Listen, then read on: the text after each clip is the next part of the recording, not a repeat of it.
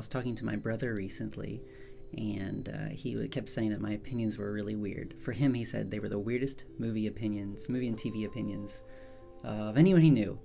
And he said, you should like talk about them more often, or like post about them. And so I thought, because we were talking about Obsession, and I had a weird opinion, according to him, the new movie Obsession, the horror movie. But I thought, what should I talk about? And I thought, I recently did like a full rewatch where I'd written down all my thoughts about the Ghibli movies. So this is my Ghibli countdown. I'm also going to include 2 non-Ghibli movies, but like they're both by Miyazaki, and so they're really good. And if you want to ignore them, you can.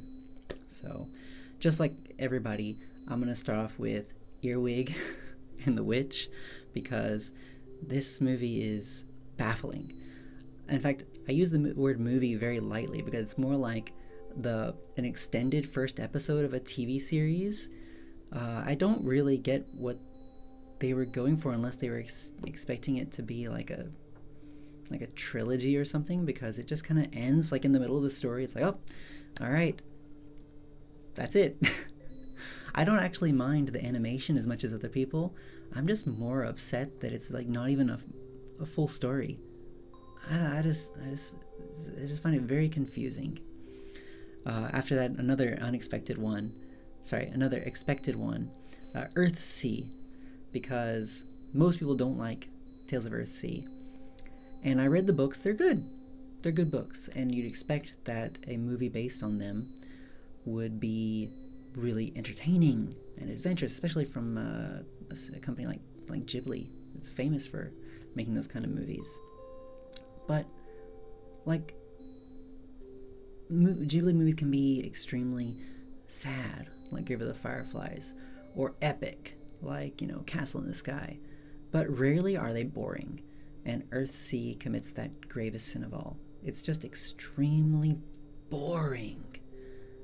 And I don't take that lightly, because I love boring movies. And if I say this is boring, then yeah, it's pretty hard to get through. By the way, all these movies I've seen more than once, because whenever I wanted to talk about them, or rather write about them, I thought that it'd be better to be aware.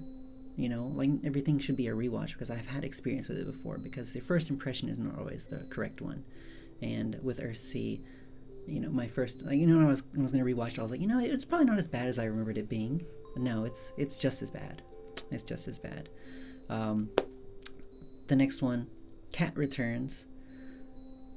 Ghibli movies, they're really good. Some of them are really good for children, some of them are not. But this one is the most explicitly for kids, and I know that I'm old and have no fun inside of me, because the thing that I wanted to see more was Haru chit-chatting with her classmates. I was like, oh, why don't we get more of that?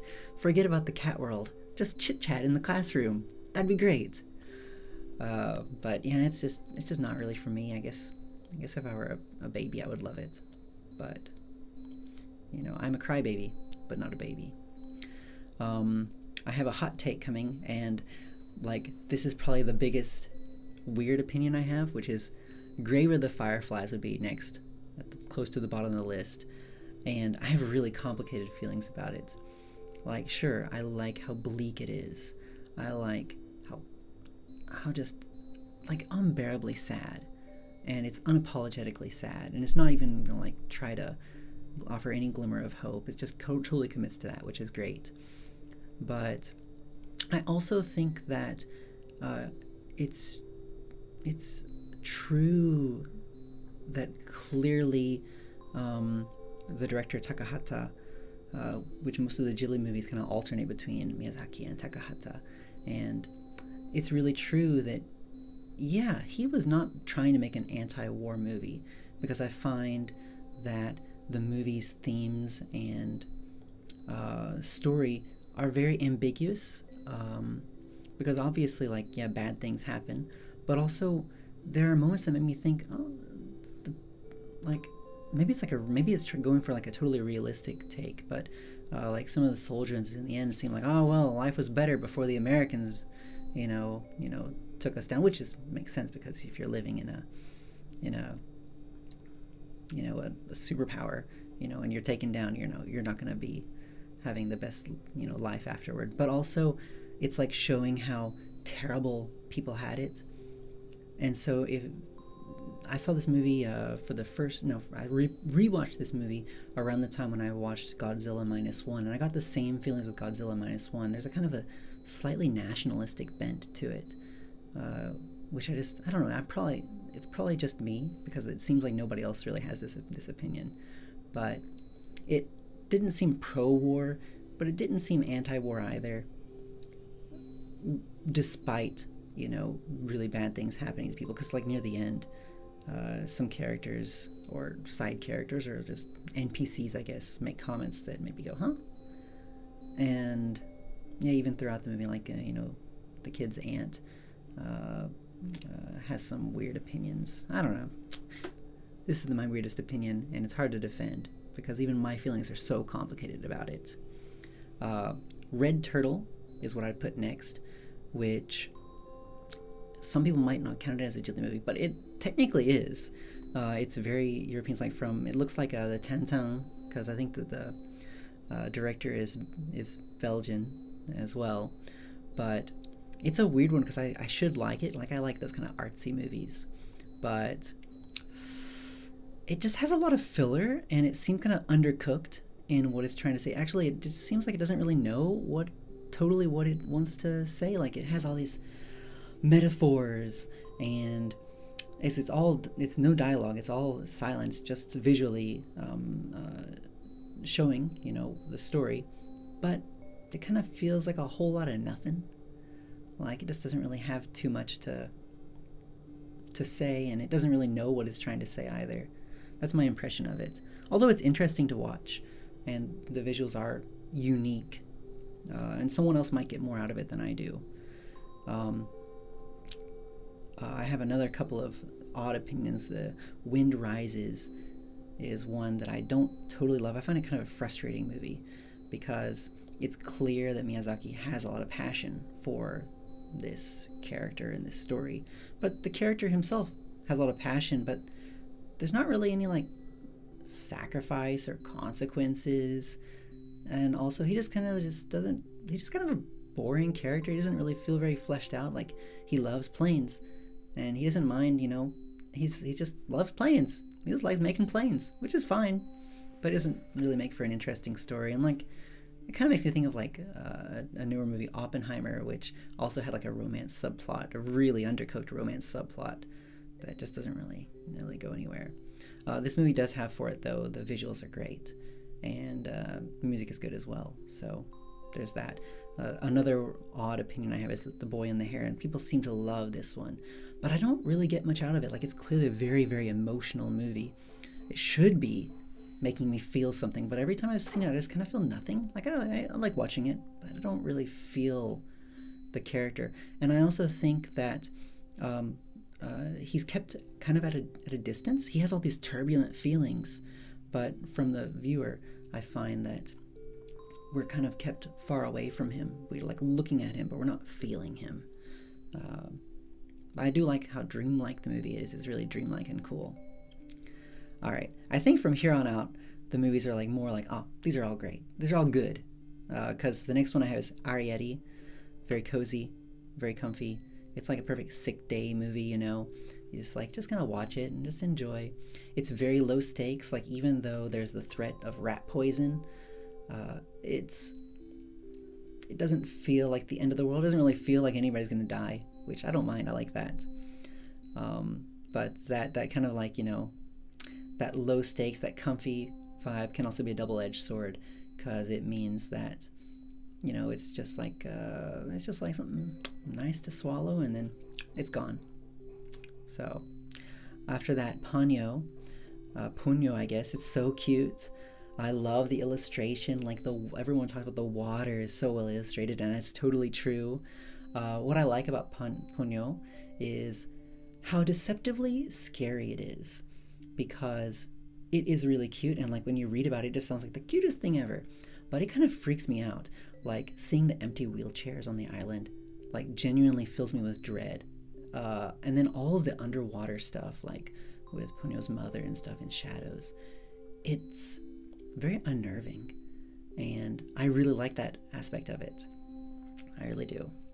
Pompoko is one that I had mixed feelings on in the past, but on a rewatch, I liked it a whole lot more. And it's of the genre like Avatar, Pocahontas, or whatever. Obviously, I guess not so much, because there's no human who's entering the world of the Tanukis, but it has that vibe of like, nature vs colonization kind of.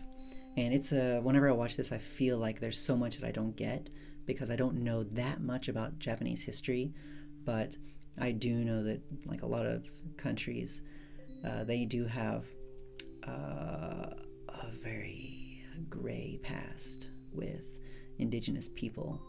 And so this movie makes me feel like, I need to learn more. But I think it's really interesting, and it's very epic in scale and very fun, but also has a lot of meaning to it, and I enjoy that. This next movie, From Up on Poppy Hill, I liked more in the past, and I like a little bit less now, because it's like kind of like the platonic ideal of a Ghibli movie. It's like everything you want out of a Ghibli movie is there, but at the same time, it kind of feels like a little bit empty. Like there's like the outside is great, but like inside it's like, there's not too much, because the characters, they don't feel too rich, but it's great and enjoyable to watch. Like I love watching them build up the clubhouse and all that, and yeah, it has a kind of a weird ending, but that's whatever. It's a lot of fun to watch, even if it feels a little bit thin. Yeah. From here on onward, I'd say all the movies are like Ghibli movies are just so exceptionally good that the following movies, although great, are not the top of the top, because the next one is Totoro, My Neighbor Totoro. What can I say? It's a classic character. Like even I have like a little Totoro like money purse. So cute. And this movie, kind of like Ponyo, has this deceptively, in this case, sad aspect to it. I feel like this movie is so sad, and like it's very real sad, because there's a point closer to the end where something happens that like, this like punches you in the gut. And this came out like the same day as Grave of the Fireflies. What a double feature that would have been. You'd just be crying all night, I guess. But Totoro, yeah, definitely a sad one for me, but one that I can't watch often. And also in my memory, it's like, this movie was so cute, but no, it was actually really sad. Every time I watch it, I'm like, dang, this makes me want, like, I cry multiple times while watching it. Sad tears and then happy tears, etc. So, but it's really good in that way. The next movie is one that's not really a Ghibli movie, so ignore this if you want. It's The Castle of Cagliostro. So much adventure. It's Miyazaki before Ghibli, and even the story is established character Lupin, but it feels like a template for some of the future Ghibli movies with the adventure, and it's epic and very funny. And the thing I liked most about it is it's very not a serious movie, but it's very serious at the same time, and I love that about it. It's treated seriously, even though everything that's happening is a little bit silly at times. But I really get into it in that way, and also just the whole modern and ancient fusion is really visually very fun. Like seeing the guy with the tie and the suit and whatever right next to the knights is never gonna fail to cheer me up. After that, I think I'd have to say that My Neighbor Yamadas is one of my favorites. We talk a lot about slice of life when we talk about Ghibli and stuff, but this is like an actual slices of life. Like it's little episodes of their life, and delightful. Like it's similar to what I was talking about with the Castle of Cagliostro. Lupin the Third, is it's like not too serious, but those serious things feel impactful and they have weight to them, like the bikers, and it just makes you laugh, and it's fun for both adults and children. What more can I say? One that people tend to put really high up on among their favorites, but one that I love, but just not among my favorites, is Spirited Away. For a long time, I just totally wrote it off because I did not like the English dub of it. The English dub of the person who does the voice for Chihiro was just not for me whatsoever. But whenever I started watching, I watched this in like Japanese before and also in French. It's just it's night and day difference. It's so much better. And I can finally get into it. I like how this movie is not neat at all. It's very messy, which a lot of the best Ghibli movies are like that. The characters are complicated. Here, it kind of like, it just doesn't wrap up totally as neatly as you expect, and I like that about it. What I like even more is how gross it is. It's just nasty, which some of my Ghibli movies get kind of gross like that. It's just, whenever No Face is like puking and all, it's disgusting, and I love it. And also, of course, the message. Watching it, nowadays, I really feel the critique of like competitive culture and capitalism, because literally Chihiro is going to this place where everybody just works all the time, and everyone's like stabbing each other in the back. They're trying to get one up each other, and yeah, money rules. So it has a lot to say that I think is very interesting, especially rewatching it. Right before I get into my top 10, this one will be right outside of it, but it is definitely worth watching. If you haven't watched it, it is The Princess Kaguya. Beautiful. Takahata's last movie, I think. Just beautiful movie. Just the visuals, great, like the hand-drawn, kind of rough sketch style of it. Mwah! Perfect. In addition, the characters are so complex, and whenever I watched it like a decade ago, I was really into Kaguya's coming-of-age story, but rewatching it now, I was struck by the parents as well, because they're complicated as well. Every character is just rich and is not one thing. Like, you can see sides of them, the good and the bad. And yeah, it's a beautiful movie. Poetic is how I describe it the most. Yeah. Going to my top 10.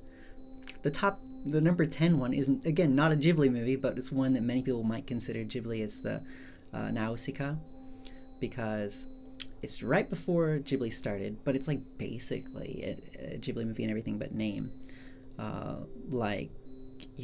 It's Ghibli has these templates.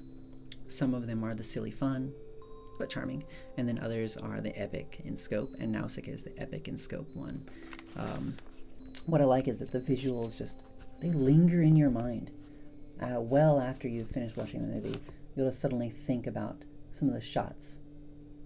And plus the world building is so good. I feel like I really understand this world. We're not just seeing like a piece of it. It doesn't feel shallow in that way. Even though the themes or I guess messages are really obvious and it's like kind of hard on its sleeve, I guess, everything else about the world feels not as obvious, and I feel like I'm watching like real societies. Plus it's just so well paced. Yeah. All right, we're getting into the proper top 10 with all the rest are proper Ghibli movies. I've got Castle in the Sky coming up next. Not like Nausicaa, it's a classic adventure, but it's not. It's more of what we expect of the Ghibli style in that there's the cuteness to it. But what I find so interesting about this movie is what's unsaid. Like, I love seeing the remnants of the past society, and there's so much that I want to know, but they don't show it because we're seeing long after it's been destroyed, and that really resonates with me. And I just like I feel like everything that's not said just is stuck in my head, and it's hard to get out. I love watching it, and whenever I first saw the movie like 15 years ago, I thought the first half was boring, but no, it's not. it's really charming, and you can see all these like classic characters from the Ghibli series of movies, like the pirates. It's delightful. It's just hard to not love. Coming up next is Only Yesterday. I describe this movie soft. Like, it looks soft and it feels soft, but more than anything, what I like about it is it feels nostalgic for something that I don't really have experience with. Yeah, and also the characters are also not neatly put in a box. Like, it's not just like, oh, looking back on the good old days. Even the main character, she wonders, like, why am I thinking about this now? It feels very realistic, and yeah, it's one that I think if you're willing to be patient and give it a shot, I think you'd love. Mononoke is what I would put next. It's got it all: adventure, love, romance, action, violence. It's gross, like, chopping off the heads is nasty, and I like it. It's a lot of fun, and the movie just feels somber and impactful. It's a classic for a reason. Like, if you have to pick one of the Ghibli like action movies or the adventure movies, this is probably the one you'd go for. The characters, there's no real true villain. Like, everyone has reasons for what they're doing. It's not just like, I like Castle in the Sky is so black and white, classic adventure story, but Mononoke, the characters are not black and white. They're very gray. Everyone has their reasons. And when you look at it from one different side, you'd be like, oh yeah, that makes sense. I understand why they're doing what they're doing. And I think that's really notable about the movie. Whisper of the Heart, coming up next.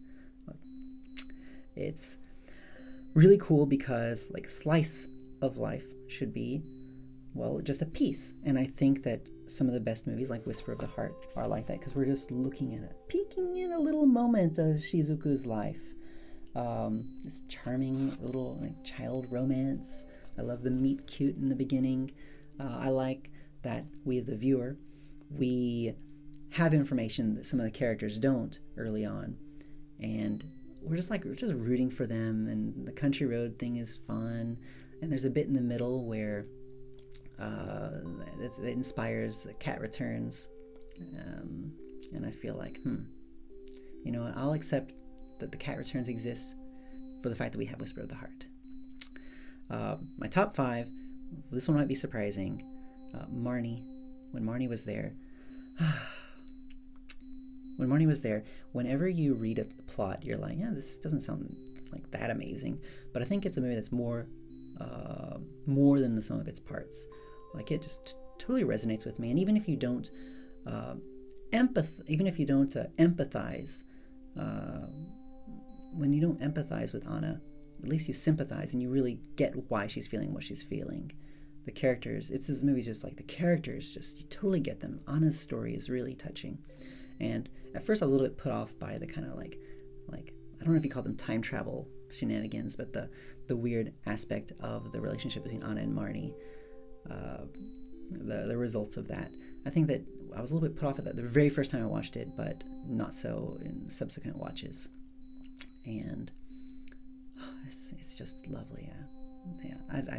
I know that my opinion on this is a little bit different than others.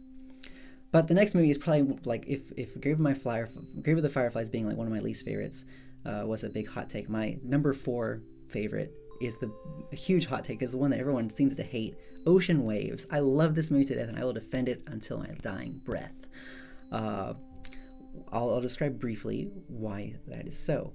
Because it's not just a story of something that happened in the past. It's a story of someone who was tangentially like a spectator of something that was happening in the past. And that's just like fully committed to it from even the visuals, because some of the shots are like postcards. Like, you're literally seeing that it is a memory. And in addition, you get the impression that the character, he is not the focus of the like drama in the past. He just was there and was watching it. Like, we get totally his perspective, just his perspective. And I think that's super interesting. It's just telling an interesting story. Plus, the vibes are just top-notch, out of this world. And the music, wonderful. Like, it's like the perfect 90s aesthetic. and that's really in these days, so hopefully people will give this one another chance. My top 3: Howl's Moving Castle. I do not understand this movie whatsoever. I have no idea what the plot is. I don't understand what's going on. I don't care also, because it's all vibes, and the vibes are immaculate. It's all characters as well. Like I don't care about the story.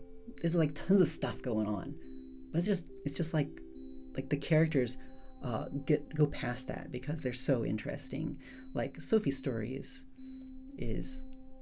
easy to feel in your chest, in your gut. Plus, it looks great as well. It's really funny,